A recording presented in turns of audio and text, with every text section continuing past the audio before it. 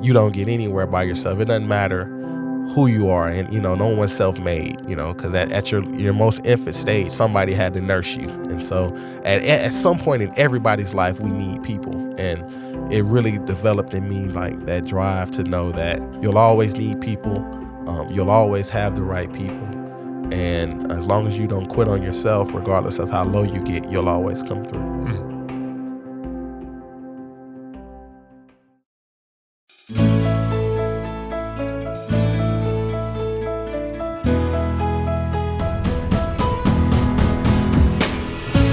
From Fiore Communications, it's How I Got Here, a show of inspiring stories from Tallahassee area leaders, business owners, and neighbors, all the challenges, opportunities, inspirations, the twists and turns of life that led them to where they are today. Everyone has a story worth telling, and I am really grateful that we get to bring a few of them to you. I truly have been changed by my conversations with these amazing people, and I'm confident you will be too. I'm Dave Fiore, and in this episode, I speak with Royle King, the founder and executive director of Omega Lamplighters, a mentoring program for minority young men that now has 20 chapters across the country. Royle is also the volunteer services manager for Leon County, a job he started in March 2020. The FAMU graduate is a native of Dallas who loves all sports, but especially basketball. He grew up in a loving home with involved parents who believed in the value of having other adults speak into the lives of their children. Royle was strongly influenced by childhood mentorship programs and his father's trusted fraternity brothers. Experiences, he says, shaped who he is today. After struggling a bit with focus in college, Royle rebounded with the help of others and was motivated by his desire to deliver on the promise his family showed in him. Today, he works to help others do the same. We started our conversation talking about how he would describe himself today. I'd probably describe myself first as a servant, and I'd kind of give them my background and kind of let them know that I've kind of been this way for a very long time, and it's not by chance, it's by grooming and structure. And from that experience, it kind of grew me individually to want greater, to be a greater servant. So I'd first let them know that I am who I am because of the sacrifice and time others put into me, specifically my parents and mentors, and that because of that, I set out on a quest pretty young to try to do the same thing for other young people, so that they could have access to opportunities that would not only improve their day-to-day lives, but improve later the lives for their family and friends. So I grew up in a two-parent home, and the things that made me who I am was that upbringing, but specifically the village that my parents put around me with my mentor, Cheryl Smith, and mentoring programs that I participated in. And that in everything that I do now, today, yesterday, and tomorrow, it's always going to be people first. So you are a native of Dallas. So what was it like growing up there when you were young? I loved it. Huge city. A lot of opportunity and exposure to a lot of different things because it allows you to, see so many things. Super sports kid. I grew up when I was about in probably early elementary and middle school. I love sports so much. All of the video games that would come out, basketball and football specifically, I could name you every player on the roster. 2K and Madden and all that. Yeah. So super into sports and Cowboys fan? Oh, definitely. Everything Dallas, Cowboys, Mavericks, Rangers, Stars, everything. I just rooted for my hometown because I loved it. Right. Spent a lot of time in the summers with my grandmother in San Antonio, and that had a large impact on me too, because up until I got in high school, we would spend the summers there, and so San Antonio became like a second home, and all of my other cousins would come and stay with her as well too, and that would give you an opportunity for us to kind of connect. And my grandmother is a pistol starter too as well, her and my grandfather, and so those summers there, were huge in my life as well. But yeah, love Dallas. I miss it a lot, but sometimes we're called to be in other places. And now my goal is to be able to be here and grow what I've been able to start, but be able to be in a position to go home when I want to and more often. Right. Do you have siblings? Yes, I have a older sister. Her name's Princess. She's 6 years older than my twin and I, and I have a twin sister named Majesty, and I'm the baby of the three. Okay. So when you bring up their names, all very regal or monarchical names, I guess. Yeah. So where does the name structure come from in your family? So it's really just in my immediate family. Okay. Everyone else outside of my father have, I guess, what we would consider more normal names. So they named my dad Royle, kind of like him in a lot of ways, more than I care to admit. But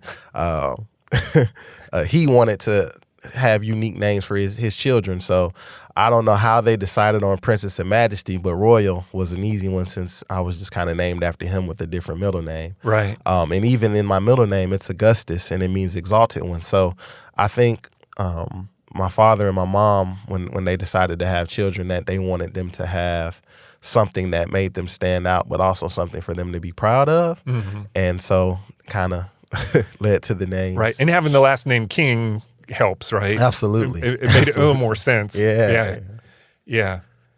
Royle Fiore might not make us, might have a different ring to it. That would be funny. All right.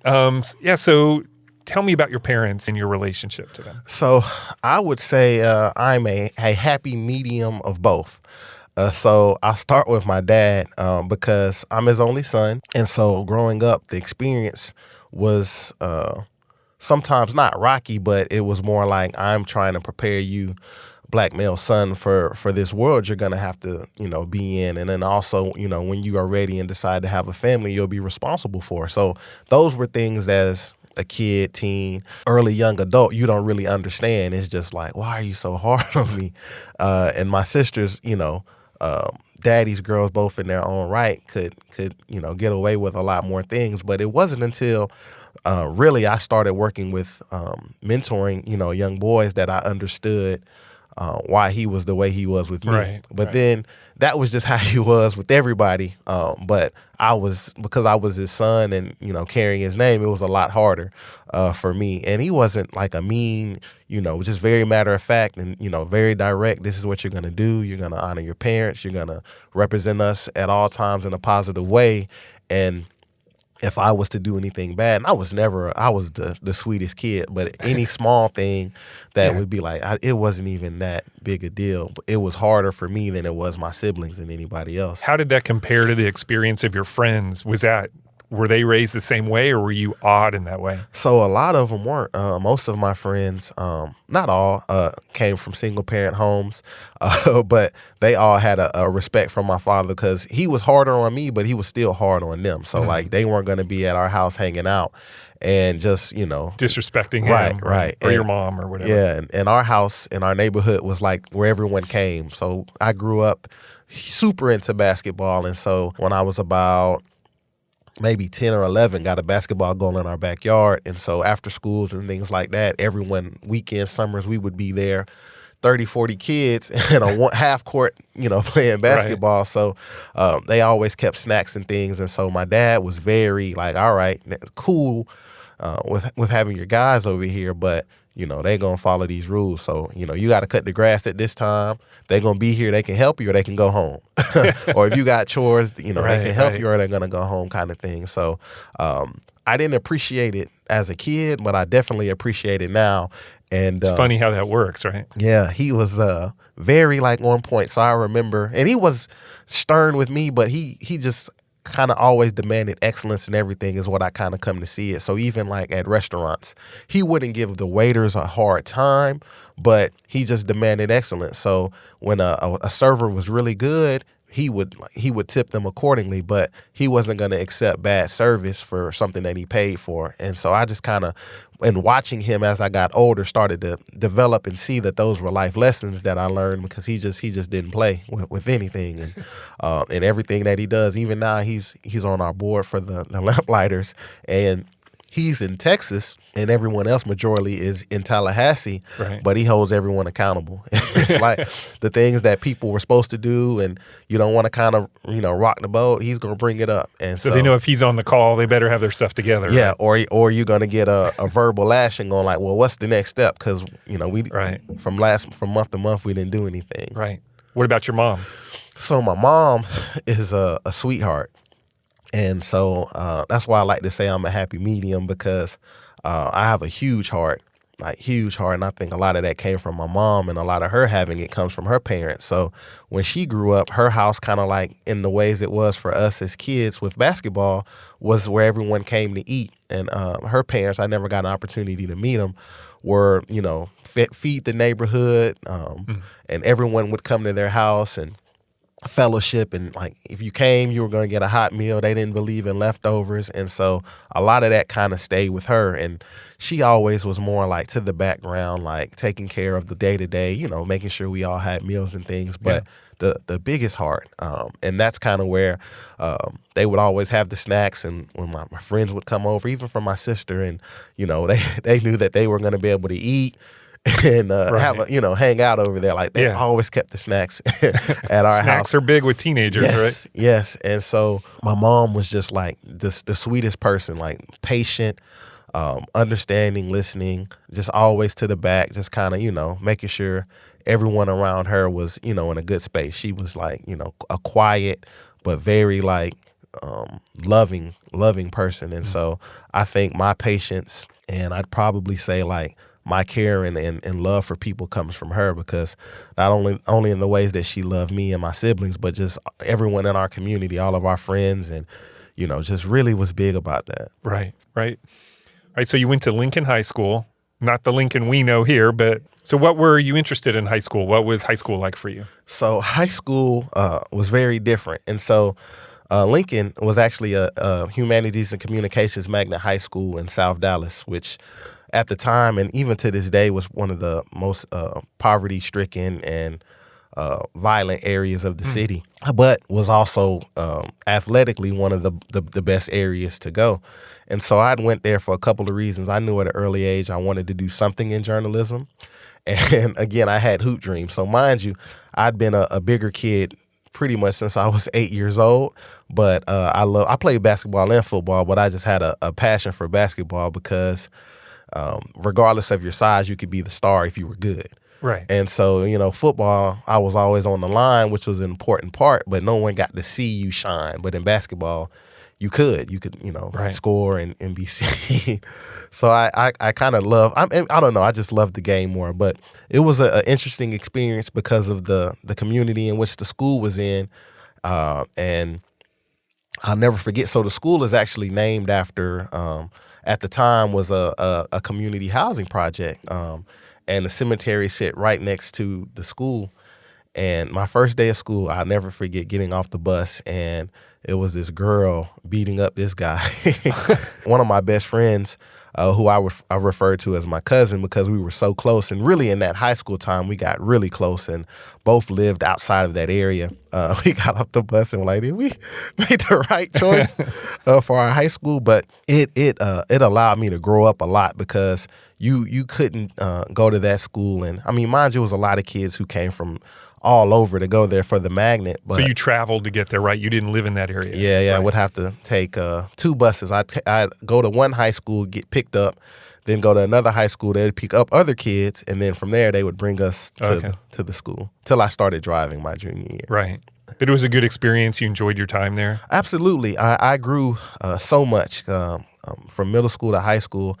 I was always the bigger kid, like chubby, and like I had a high-pitched voice, and I had a fro my freshman year and didn't think girls liked me and things like that. So over that time, I met some of the people who are like some of my closest friends today, and I really grew my confidence throughout high school. Your voice got deeper, obviously. Yeah, voice got deeper, got some facial hair. That helps. And really grew a lot because you couldn't, it was a tough environment, but not for negative reasons. It just grew you up, Right. Because people were living in, some wacky spaces. And you got to focus on some journalism aspects of school too? Yeah, so and that's where I really blossomed because I was in the journalism part of the magnet, and so we were able to participate in doing we would do news broadcasts. Mm-hmm. I started to go with and film the film and record the basketball and football games. My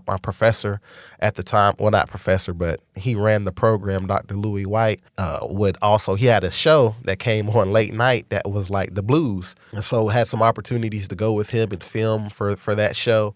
And he was a workhorse too. He worked early in the morning and would teach. And then so I just would watch him also. He was one of my major mentors to this day and connecting me to the mentor that changed my life with the journalism boot camp that was ran out of the school, but was open for young minority males and females who wanted to pursue journalism careers. And that was a 16-week intense all day Saturday boot camp. And it came from that experience at the school. So it allowed me to really know that I wanted to do journalism, and it let me do it at a young age. So my junior year, we had a radio show on one of the community radio stations, a teen talk show.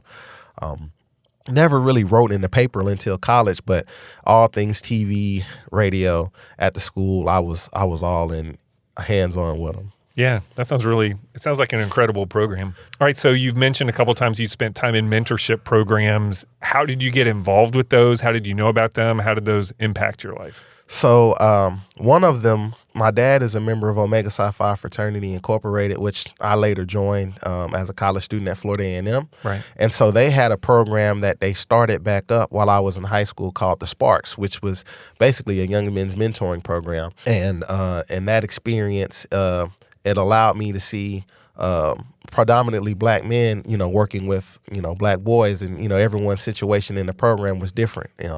Some were in a situation like me, some were, they had no males in their lives, and it was just, exposure to a lot of different things. So I got a lot out of that experience. And really the bigger thing for me with it was that, so I grew up knowing my dad was a member of the fraternity, but all of my uncles and things like that who, your parents say that's your uncle. But once you start getting old enough to understand like family trees, you're like, well, that's not your brother and that's not mom's brother. So what's and then I realized that those were his fraternity brothers. And I would even spend some summers with some of them who I really had close relationships with. And then I figured out the connection was the fraternity. And I always was like, wow, like this is got to be a beautiful fraternity for you to entrust your only son with these people, and your connection is just this fraternity. And, tell them that those are his uncles and their siblings are, his relatives too. So I always had a deep love and respect for what the fraternity was from that. And that's a small part of why I was like, well, let me try this mentoring thing. I didn't have a choice anyway in that one. Definitely enjoyed that experience. And also in my freshman year of high school, the Dallas-Fort Worth Association of Black Communicators was a chapter of the National Association of Black Journalists.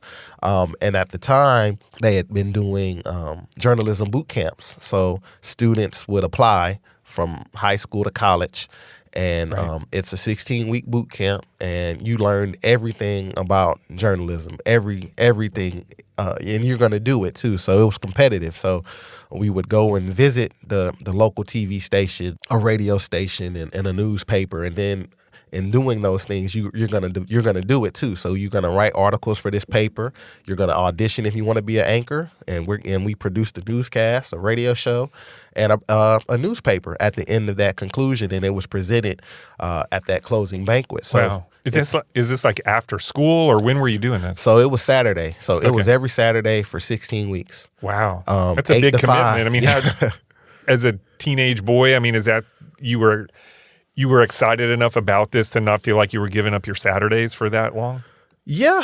So I knew I wanted to do journalism. And when we saw, this is how I was introduced to my mentor, Cheryl Smith, but when we saw the involvement and the deep detailing, it was an opportunity I couldn't pass on, because it's like, if this is what you want to do, you're going to be connected to some of the best people that do this that look like you. And if you're going to do it, you got to do it. And so it was, I'm sure it was some Saturdays I didn't want to, but what an opportunity. Yeah. And it was intense. And, we all enjoyed it, but it was intense. I'm sure. And you probably built a lot of camaraderie, among the other kids who were doing it. A few of us did come to FAMU from that group over the years, but definitely. Because we started, that's where we started traveling too. We would go to the regional conferences, the national conferences, and they would have opportunities for young journalists to learn and speak. But I mean, I was prepared. Even if I didn't think I was. I appeared prepared because of the program and Cheryl Smith, because at the end of my freshman year of high school, I had a business card and a resume. And so when I went places, like, I mean, we were, Right. we would have to, anytime we spoke, you have to get up and introduce yourself. It was just the organization and the small details. We didn't realize it. We just were like, well, we got to do it. But when we went somewhere, we were so impressive. People just wanted to give you an opportunity because you just, whether you were really polished or not, you appeared that way, and people wanted to give you a chance because you were different. I know a lot of times just when you're looking to hire somebody or get engaged with somebody in some way, just showing that they're putting forth the effort and they cared enough to do the little details, like you said, or look you in the eye, shake your hand. I mean, that makes a huge difference. Yeah. Yeah, she and Cheryl Smith is who like ran the program, and she was like mom boss. I call her my aunt now, but she didn't play. And she would bring in, we all had mentors based off what our interests were, and it was our job to reach out to them. We had to do an article on them and things like that, but she didn't play. And like even firm handshakes and like eye contact, because these were things we would do every session. And if you gave her a soft handshake, she would go call you out, and it was just, the fear. Like, you knew she wasn't going to hit you, but you never knew, like, is she gonna? But, she just demanded excellence. Right. And a lot of that stayed with me even to this day. Right. I did want to ask you brought up a point about mentorship, and I wanted to ask you about that. And obviously it applies to Lamplighters now, but even back then, I think some people might think that mentorship is needed for young men or women, but we're talking about boys, really here. That it's for boys who don't have a strong male influence in their life, or maybe their dad's not part of their life, or if he is, he's busy and working, and they don't have that influence. But that's not really true, right? Because having other men speak into your life, even if you have the most active, awesome dad in the world, is still valuable. Is that right? Absolutely. And it's important, even women too, because my most important and cherished mentor is a lady. I think that someone said it to me the best way is that a kid who may have everything in his day-to-day, he doesn't have to worry about food and things like that, and being able to go to college, that's just one part of his development. But the world is so large and big. Mom and dad don't have every single experience. My parents didn't have an interest in journalism, couldn't connect me to anything. So I needed people who knew how to navigate that field, or knew, what I needed to do now so that I could be on that path. No different than even developing as a young black male. So yeah, my dad only had his experience, but in being in a program with 20 to 30 different men who all had different life experiences, but for all means were, what we would consider to be successful at the stages in their life they were at the time, added to my experience. So I think mentoring is huge, because your parents only have one experience, and if you don't have parents, or if you have all of that in your home, that's just one thing. But in order for you to become who you can truly be, you've got to have people reinforcing what your parents are saying, if you have that, but also letting you learn from some of the mistakes that they made, or connections that they have too. So mentoring is huge for youth, because no one gets where they are by themselves, but also it's just one side of the pie in your day-to-day, but the world is so much larger, and you need to be able to connect with people. Yeah.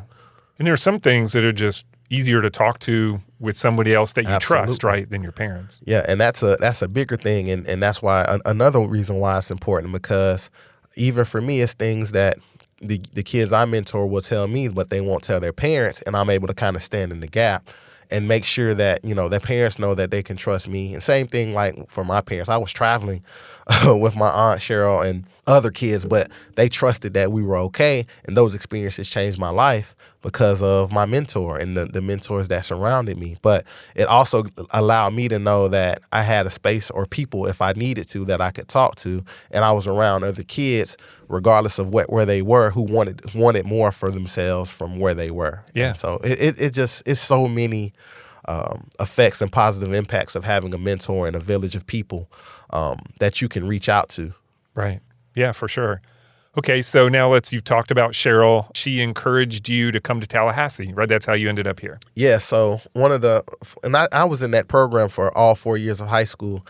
And one of the first things she said, once I was bought into the program, maybe by a few weeks in. And she was just saying it more or less to be smart because my parents went to Prairie View, which is a HBCU in Texas. Right. And most of my family had went there. And I always knew I didn't want to go to school in Texas. I always wanted to go somewhere else. And I didn't want any handouts. So I didn't want to go to a school. And because my dad or all of my family went there, I had access to resources easily. And people were going to look out and do more for me. I wanted to go somewhere where I had to be my own man and like really grow. And I wanted to be the best journalist, writer, performer, all of those things. And so I'll never forget one time in one of our classes, she said, the best journalists go to FAMU. And I went home and told my parents, I'm going to FAMU. Aunt Cheryl said the best go to FAMU, and that's where I'm going. That's where she went, and that's where I'm going. And at the time, I didn't know the school colors. I didn't really even know where the school was. I just knew it was in Florida. So you were probably thinking beach or something. Definitely was thinking beach. I was thinking that I was going to be in Florida, go to school, and be on the beach every weekend. And I love the water, so I was hooked. Florida, best journalism school. That's where I'm going. I don't know how I'm going to find the money. I'm just going. Right. And that was kind of where I was. Did you come for an orientation or something? When's the first time you stepped foot on campus? Oh man, so the first time I came on campus was freshman week. So I didn't get accepted. I initially wasn't accepted to the school. Calls from my mentor, and a lot of praying. It's not an easy school to get into. Yeah, right. Yeah, a lot of praying and reapplying. So I didn't get accepted until, so they don't do it like they do it now, but it used to be a week for freshmen where they had all these activities and kind of give you an opportunity to adapt, get in your classes and things like that. So I got accepted on like a Friday, officially on like a Friday, and we left that Sunday for the freshman week. So up to the wire. So I had some backups, but I just really, in my heart of hearts, felt like this is where I was supposed to be. And oddly enough, I never asked my dad, but he believed it too. And he fought with me until all right, you can come. Right. So it was literally a quick two-day turnaround of getting stuff together, and we drove. Heading over. Yeah. I was just so happy that, one, I got in, and then two, I wanted to deliver on the promise and the belief that my dad and my mentor and everybody who, gave me scholarships or, had prophesized, this for me even when I said it. So it was more like a business trip initially. Like, I'm just happy to be here because I fought so hard to get here. And now I owe a lot of people some return on their investment for fighting with me to get here. So I was just happy. Yeah, and so you took it seriously from the beginning. Yeah. You didn't go nuts when you got here as a freshman. Oh, I went nuts.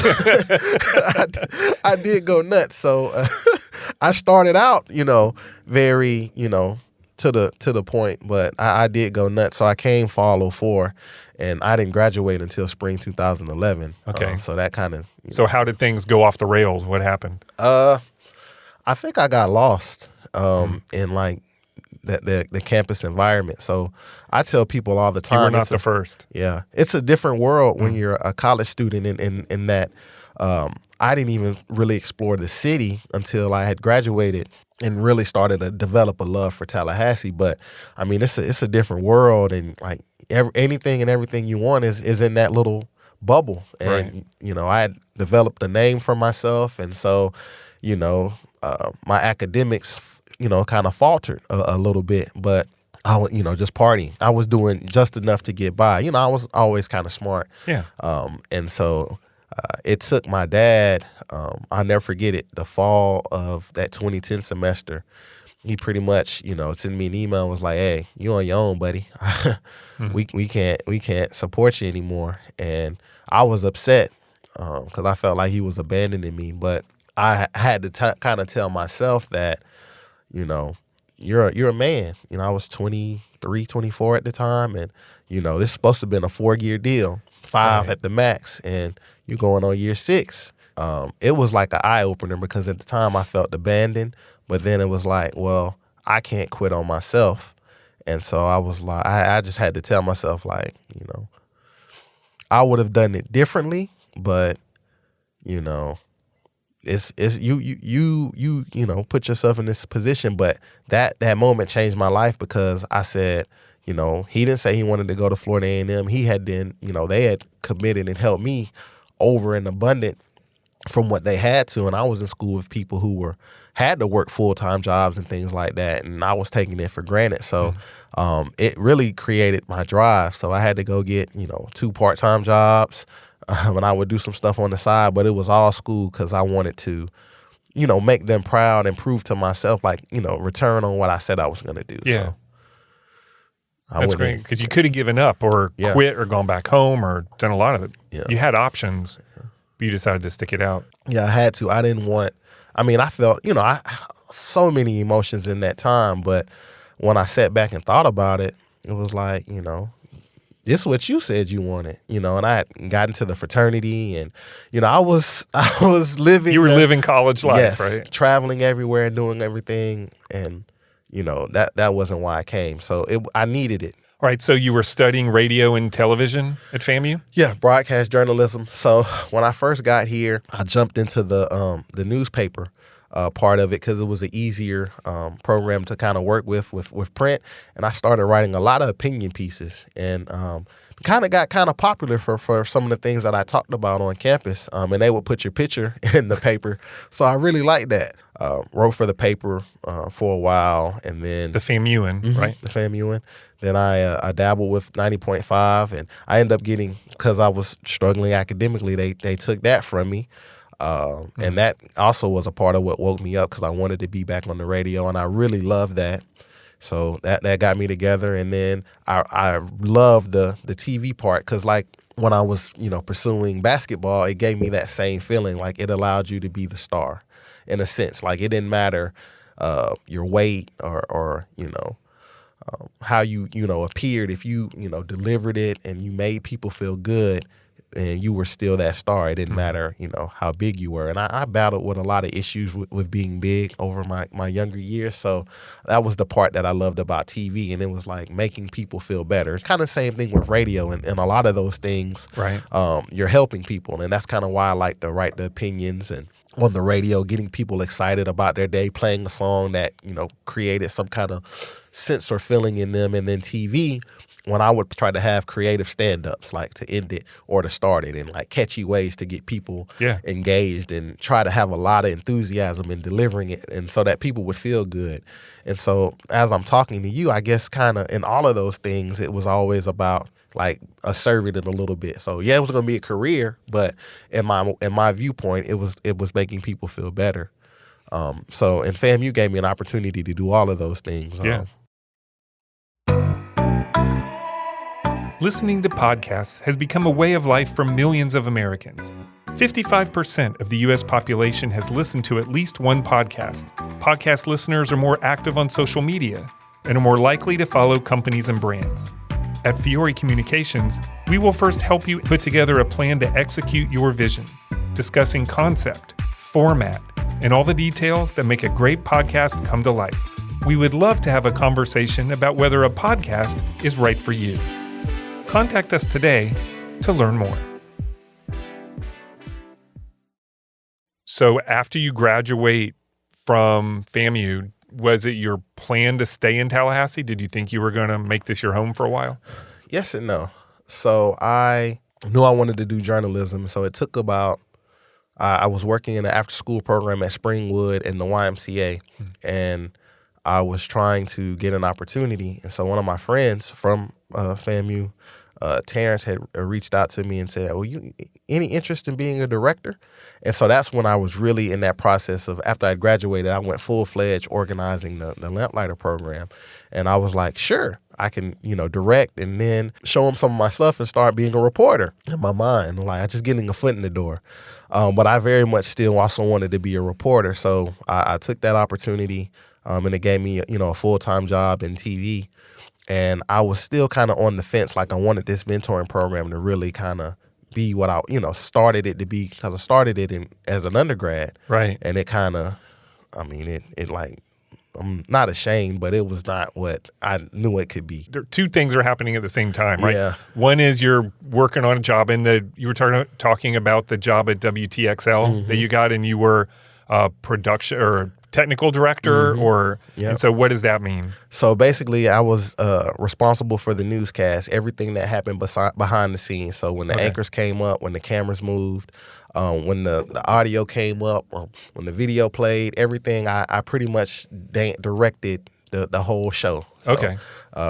I did the morning shows my whole time there, so I would be up pretty early, but 6 to 7, 5 to 7, and I would do nonstop all of those shows. So I'd have to code them in our system before, and play through, make sure all the video was there, stuff like that. Yeah. All right. So you've got that career going on, but as you mentioned, at the same time, while you were still in school, you started a pilot program of what would become Omega Lamplighters. Yeah. So you were saying that you didn't love what that started out as? Yeah, so it was the pilot program? Yeah, it was so I really had no idea doing it. I was trying to still figure out life myself, but I had said at a young age in high school that I wanted to start a program for boys and give them the experience, combine the experiences I got in the 2 mentoring programs I was in, but also give them things that I wish we'd have did more of. And, we didn't have an opportunity to step. And I traveled with the journalism program, but it was all like, for journalism things, but we never got to see and have any fun. So, and then it was things that I knew I needed that those programs didn't give us, like more like really like hard line conversations about what does it mean? Like, how do you really feel about yourself? How do you see the world?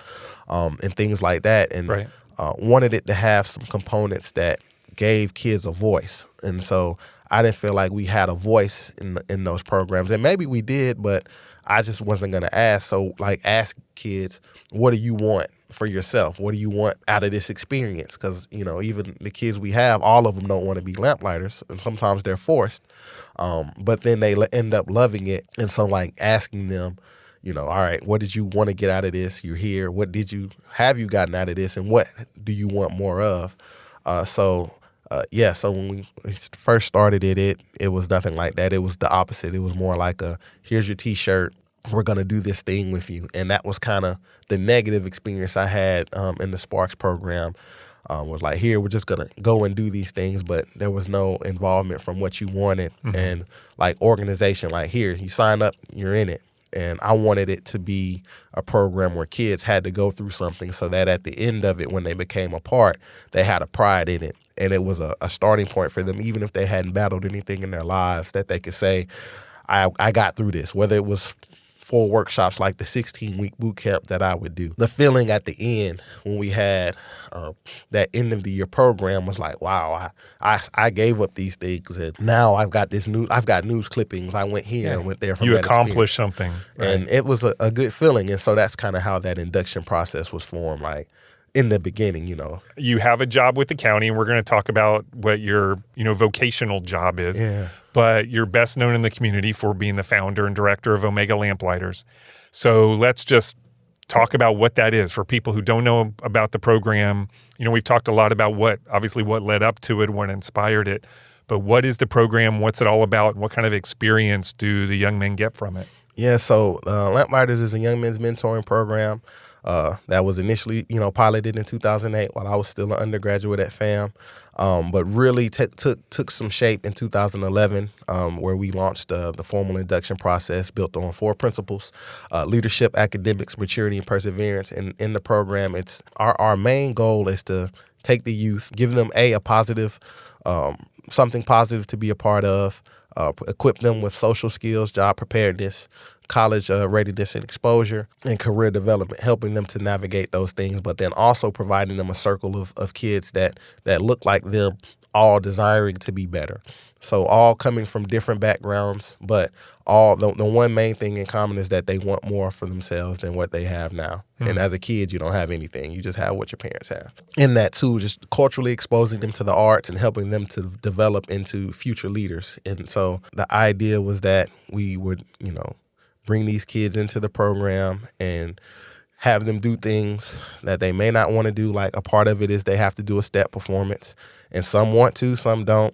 But it's all about training them through experience. So tell us what stepping is, if for people who may not know. Yeah, so stepping, I guess it's a form of African dance. Started in Africa as a form of a tribulation when the men were working, and later developed into an art form that Divine Nine organizations, which are fraternities and sororities, black fraternities and sororities, adopted into a form of like expression for what they represent that later developed into a whole cultural program where you had step teams all over the country. Yeah, right? Yeah. It involves, I guess, some of the precision that dance requires, but also that military precision as well. And, everybody is moving as one, kind of like a dance team, but more aggressive. Right. So I interrupted you, but that's one aspect of the program. So is there anything else that we kind of need to know about what Lamplighters is all about or what the goals are?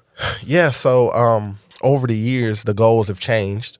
So now in the program, based off the kids' voices, we've got clubs, gaming, biking, trying to get more young men of color into cycling. STEM, of course, is a huge one, and that's a club. Art, and so the creative arts is a program now. So even in STEP, we've added in media arts. So this year, the kids will start when we go to travel and compete. Our kids who don't STEP and don't have an interest, completely fine. Will now be, videoing those experiences, making stories on Instagram and TikTok, making short videos, interviewing the parents and some of the audience members at those shows so that they're learning a skill, and it's also helping them to be more confident too, whether they realize it or not. And a lot of life skill and manhood development. So like when the kids finish in our program, we want them to be able to take care of themselves and whatever it is that they want, be ready for it. So it's always growing and expanding what we do based off what they tell us, but things that we know they need, how to be able to, honor your parents, of course, and understanding from where you are, that this is your job, going to school and doing those things.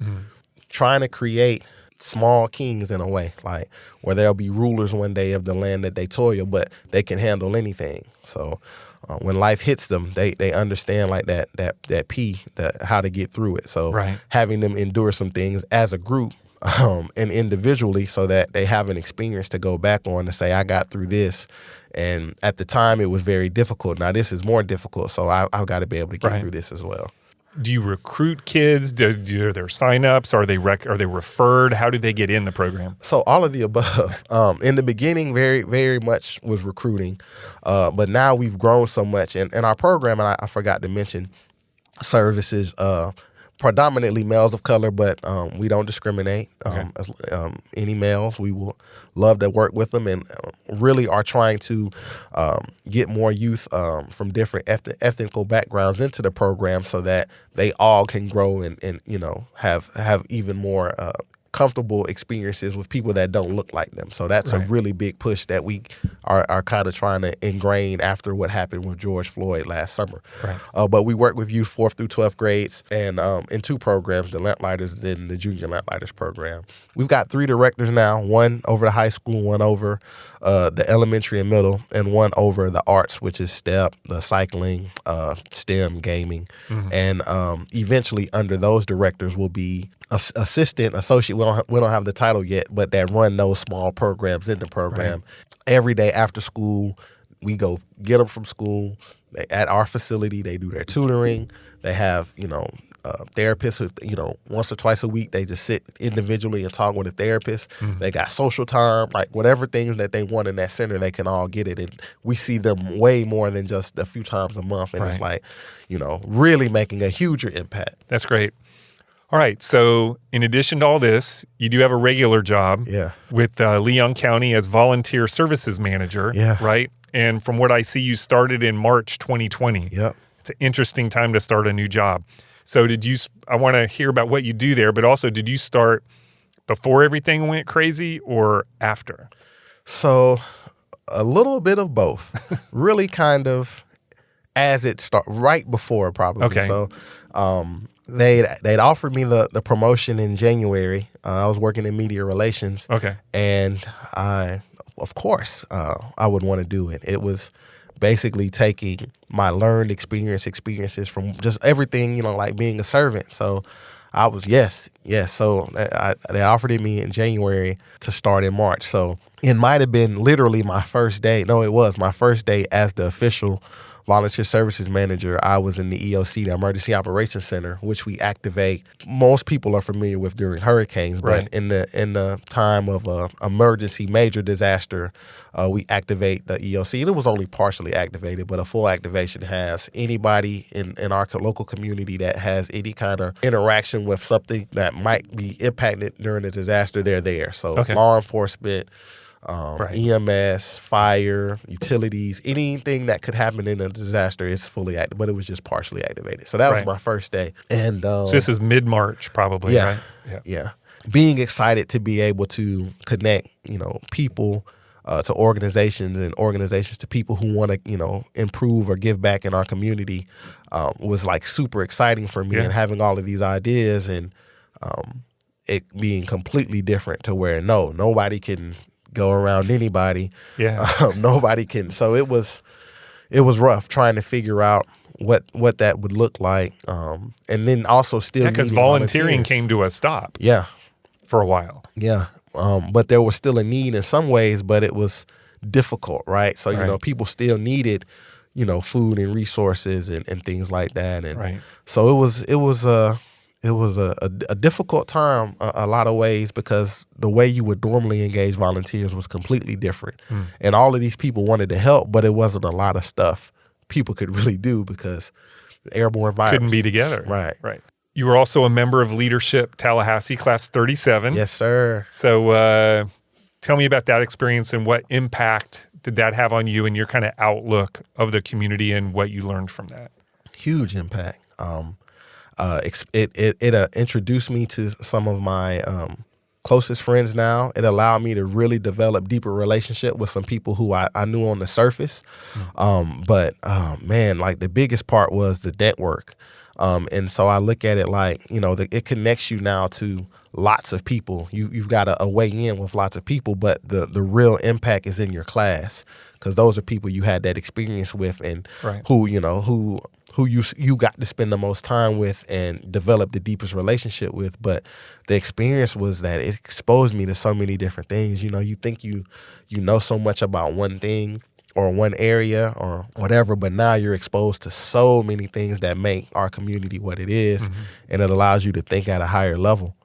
So it was amazing experience, and even allowed me to, from my experience, start pushing, YLT on some of our kids because some of the experiences that they have in that they don't have in our program. We don't do a government day. We don't have the resources to Right. pull them out of school for a day and create this experience where they can go have all of these. So even now, in like making that a part of that program for our kids, so that they can, be exposed to even more. So, I mean, it's paid so many huge dividends. Even, some of our board members are my LT classmates now, based off the relationships that we've developed and like some of my most close and trusted friends. So I can't speak enough about that experience because it just allowed me to grow so much and meet people who were also in the growing business. So. You've been recognized many times for your volunteer work, including an article in Black Enterprise Magazine, a proclamation from the city of Dallas, featured in basically all the Tallahassee media, and you were named the Florida Omega Man of the Year from Omega Sci-Fi, right? And so how do you take that all in? What does that mean to you to be recognized for some of your work? I mean, it's a huge honor, and I don't know, like I'm funny about awards, so like I get like kind of, I don't know, like it's odd to say this, but I've never been a person like that, liked the spotlight or went seeking it. Like I just wanted to be seen. Like, so even in sports and stuff, I just wanted people to be able to see me and not necessarily be the star, like where everybody's looking at you. So it's like a humbling experience for people to say, we're going to bestow this upon you. Because I had never like went seeking it, but it's a humble but great feeling. Like the work that we've been doing is valuable, and I think that's the bigger part. And so, anytime people give me any kind of recognition, I always try to make sure that I acknowledge that, depending on what that award is for, that I'm the person that you may see, but it's a lot of people that stand behind me that allow me to be in front of you today. And I just always want to give those people their flowers because without them, I don't receive those awards. And even with the Lamplighters now, it's a team of people that are doing the day to day. But even in my whole life to get here, like my grandparents, my parents, my mentors, family, friends, and all of those people's, the impact they have kind of developed me. And so I always try to make sure that those people, in the honor that people give me, get their flowers, because without them, it doesn't happen. So it's always appreciative when a kid or a parent says thank you. Like those are the things that I appreciate more than awards. When a kid who came through the program and is graduating college, or or he's struggling with something now, and I'm the first person he calls, and I talk him off the ledge, and kind of tell him he can still do it, and he thanks me. Those are the awards that people don't get to see that I'm the most proud of. All right, Royle, looking back, what is the one thing or person that changed the trajectory of your life to this point? The one thing would have been when my dad told me he wasn't going to help me anymore when I was in school, because it was like a eye opener and a gut check, and I had so many different emotions, like anger, but when I really looked at it, it was like, man, you are playing. Like, you got to get your stuff together, dude. Like, he didn't say he wanted to go to FAMU, and you were blessed to have me in a position where you had parents that could support you, but you watching people that are really grinding themselves through school so that they can change the lives for their families, and you took it for granted. And so that moment really made me accountable for all the things I said I wanted, and I had to really refocus what I was in Tallahassee for. So I had to stop some stuff. Like, I wasn't as involved with the fraternity. I was, working 2 jobs, and it was school and work. Everything else kind of took a back seat. I would say that moment, because, and then like even again, kind of like restoring the belief in people, because I didn't have, where was I going to get the money to pay for school? I called my sister, or my mom kind of called her and her husband, and they took out 2 private loans for me from Wells Fargo. So one for that semester to pay for the semester I could take classes the fall, and then one in the spring to pay for the fall so I could take classes in the spring. And they had 3 kids at the time, and they were still, fairly young parents, so maybe early 30s, and they co-signed on that loan. And so now it was like more was at stake than just like disappointment and things like that.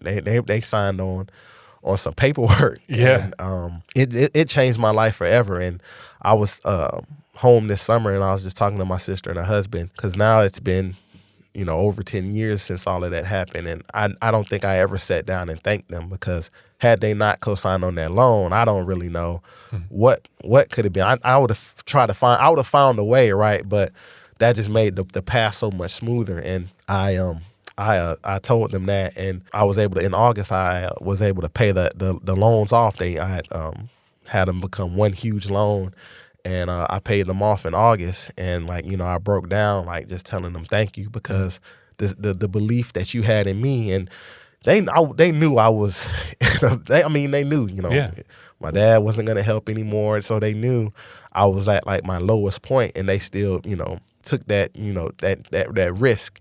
And it wasn't always, I was late a few months on payments, but because my brother-in-law is in the military, they would always, waive that. But Right. So it wasn't always just an easy path. But from that whole experience, so much of who I am was born, because if I didn't know it then, I knew you don't get anywhere by yourself. It doesn't matter who you are, and no one's self-made, because at your most infant stage, somebody had to nurse you. And so at some point in everybody's life, we need people. And it really developed in me like that drive to know that you'll always need people, you'll always have the right people, and as long as you don't quit on yourself, regardless of how low you get, you'll always come through. All right, final question. Okay. All right, the podcast is named How I Got Here. We've talked about how you got to this point in your life.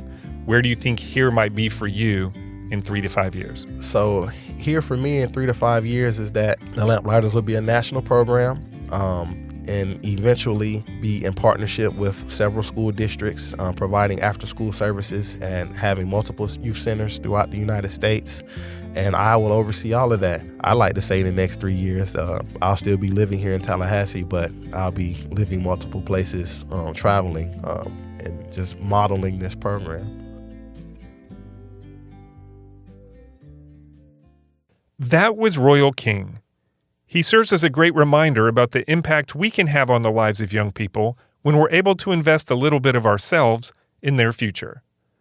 Royle will be harvesting the fruit of his labors for generations. Thanks for listening to the show. You can subscribe at Apple Podcast, Spotify, or wherever you get your podcasts. And while you're there, please leave us a review. It really does make a difference. Thanks to my amazing staff at Fiore Communications, who pick up the slack while I'm working on these podcasts, and to Troy Bloom for composing our theme music. You can hear more of Troy's creations on Facebook and Instagram at Troy Bloom Music. To connect with the podcast or suggest a future guest, follow us on social media or email us at podcast@fiorecommunications.com.